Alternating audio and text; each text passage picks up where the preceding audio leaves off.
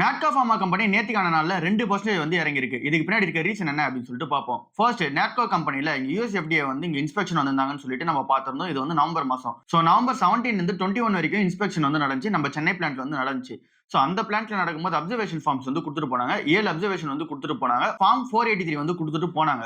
இப்ப அதுல இருந்து அப்டேட் என்ன சொல்லிருக்காங்க அப்படின்னா, விஏஐன்ற டேக் வந்து குடுத்துருக்காங்க. அப்படின்னா வாலண்டரி ஆக்ஷன் இண்டிகேட்டட் அப்படின்றது தான் இதோட டேக்கா வந்திருக்கு. இந்த ஒரு டேக் என்ன அர்த்தம் அப்படின்னு சொல்லி பார்க்கும்போது, இந்த அப்சர்வேஷன்ஸ்லாம் நாங்க நோட் பண்ணிட்டோம். இதனால எந்த ஒரு பிரச்சனையும் வந்து கிடையாது. உங்களோட ஆப்பரேஷன்ஸ நீங்க வந்து கன்டின்யூ பண்ணிக்கலாம் அப்படின்னு சொல்லிட்டு சொல்லிருக்காங்க. ரெகுலேட்டரி ஆக்ஷன்ஸ் எதுவும் வந்து தேவைப்படாது. அந்த அப்சர்வேஷன்ஸ்க்கு ஏத்த மாதிரி இவங்க லைட்டா மாடிஃபிகேஷன் பண்ணாலே அந்த ஒரு பிளான்ட் வந்து இங்க சால்வ் பண்றது தான் இதுக்கான அர்த்தமா வந்திருக்கு.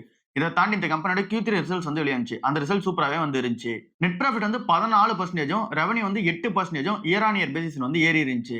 எபிட்டா ஷார்ப்பா இம்ப்ரூவ் ஆகி 24.5% வந்து வந்தது. இன்டர்ம் டிவிடெண்டாவும் ₹1.50 வந்து குடுத்திருந்தாங்க. இந்த ஒரு ஸ்டாக்க பொறுத்தவரை நல்ல ஒரு வேல்யூல தான் வந்து இருக்கு. நல்ல ஒரு ரிசல்ட்ஸ் வந்து புரொவைட் பண்ணியிருக்காங்க. எல்லாமே இந்த ஸ்டாக் நல்லா இருக்கும்போது மார்க்கெட்ல 2% வந்து இறங்கியிருக்காங்க. இந்த டைம நம்ம வந்து ப்ராப்பரா யூஸ் பண்ணிட்டு நம்ம வந்து கன்சிடர் பண்ணிட்டே போவோம்.